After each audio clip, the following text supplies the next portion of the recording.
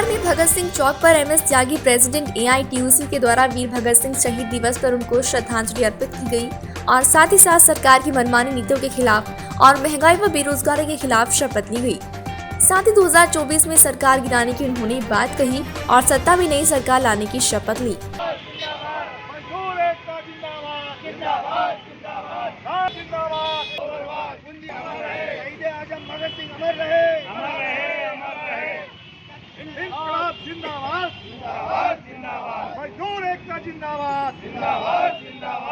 रानीपुर मोड़ में इनका जो वो है, यहाँ पे सारी आपकी टीम लग के जो कार्यक्रम को लेकर आपका क्या कहना है इस कार्यक्रम को लेकर? हाँ भाई, हर साल की तरह इस बार भी हम 23 मार्च को शहीद भगत सिंह को याद करते हैं, उनके आदर्शों को कदम उठाते हैं कि विचारधारा को लेकर उन्होंने आंदोलन किया और भारतीय जनता कांग्रेस के खिलाफ लड़ाई लड़ी, उस परंपरा को कायम रखते हुए जिस तरह से आज देश में तानाशाही का चलता है, देश की आज़ादी छीनी जा रही है, तमाम किसान अलग परेशान है, मजदूर अलग परेशान है। मजदूरों के खिलाफ 4 कानूनों में देश की सरकार ने बांट दिया है, महंगाई तेजी से बढ़ रही है, तमाम लोगों की स्वतंत्रता चाहे प्रेस की हो, चाहे मीडिया की हो, चाहे किसी की भी हो, तमाम तरह की पाबंदियाँ लगाई जा रही हैं। और आज आपने देखा है कि एक नया चरण लागू किया जा रहा है कि जो भी कोई सरकार के खिलाफ बोलेगा उसी को देशद्रोह का आरोप लगाकर जेल में भेजने की तैयारी है।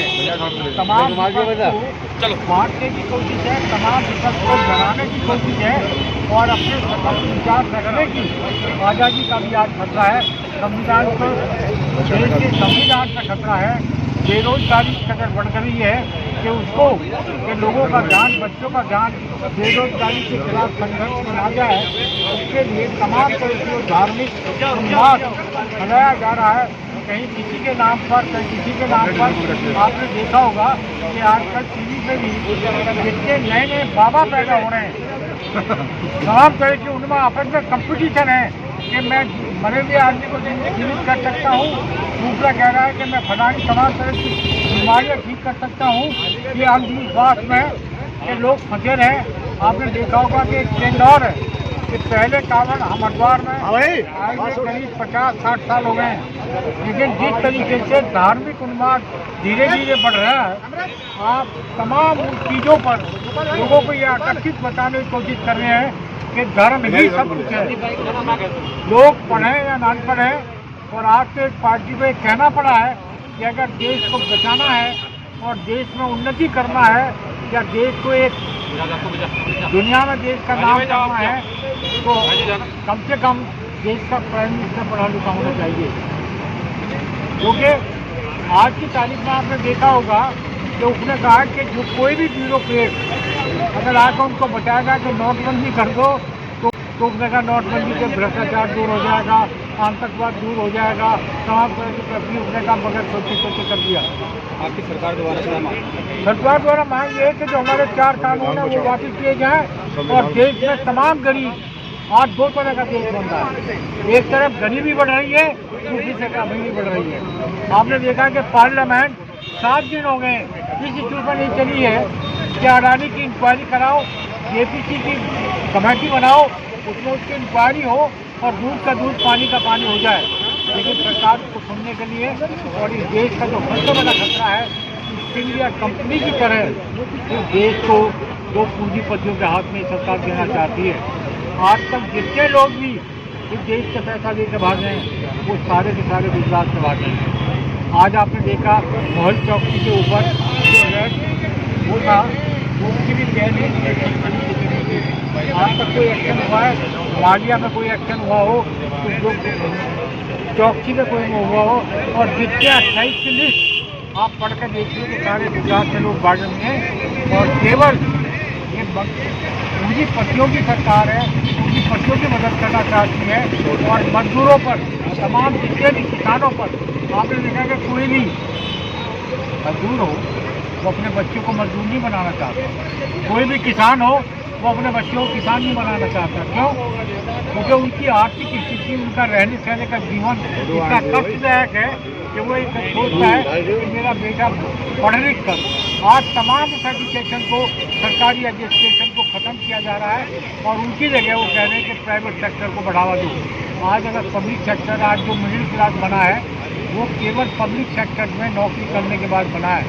हमारे यहाँ पर देखिए DHL है, इसको कमज़ोर किया जा रहा है। जो नवरत्ना कंपनी थी, इन तमाम तरह की समस्याएं हैं जो आने वाले टाइम में शेडकुल में एक ITI किसी तनख्वाह दे रहे हैं, एक इंजीनियर बीटेक करीब लोग किसी तनख्वाह दे रहे हैं। हमारे ITI को 70,000 रुपये समझती है। इस तरह का 70,000 मिलने के बाद वो अपने बच्चों को एजुकेशन दे सकता है, पढ़ा सकता है और किसी न किसी रूप में उन्नति कर सकता है। ये तमाम तरह की चीज़ें, इनके खिलाफ देश के जितनी भी अपोजिशन पार्टियाँ हैं, चाहे वो लेफ्ट हो चाहे वो राइट हो और जितने भी हैं, वो तमाम लोग इसके खिलाफ आवाज़ उठा रहे हैं। और देश के अंदर जो संविधान और डेमोक्रेसी को खतरा है, इसके खिलाफ लामबंद हो रहे हैं। और मैं सोचता हूँ कि 24 के अंदर हम इस सरकार को बदल कर रहेंगे। ये हमारी प्रतिज्ञा है। होगा कि आजकल TV पे भी जितने नए नए बाबा पैदा हो रहे हैं, तमाम तरह की उनमें आपस में कंपटीशन है कि मैं मरे हुए आदमी को जीवित कर सकता हूँ, दूसरा कह रहा है कि मैं फलानी तमाम तरह की बीमारियाँ ठीक कर सकता हूँ। ये अंधविश्वास में कि लोग फंसे रहे। आपने देखा होगा कि एक ट्रेंड और है कि पहले कावन हम हरिद्वार में आज करीब 50-60 साल हो गए हैं, लेकिन जिस तरीके से धार्मिक उन्माद धीरे धीरे बढ़ रहा है, आप तमाम उन चीज़ों पर लोगों को ये आकर्षित बताने की कोशिश कर रहे हैं कि धर्म ही सब कुछ है।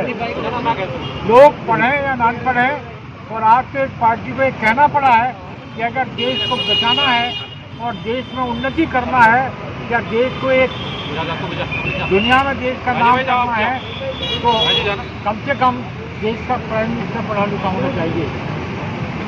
क्योंकि आज की तारीख में आपने देखा होगा कि उसने कहा कि जो कोई भी ब्यूरोक्रेट अगर आकर उनको बताएगा कि नोटबंदी कर दो, तो उसने कहा नोटबंदी से भ्रष्टाचार दूर हो जाएगा, आतंकवाद दूर हो जाएगा, तमाम तरह की तस्वीर उसने कहा बगैर सोचे सोचे कर दिया। आपकी सरकार द्वारा क्या मांग?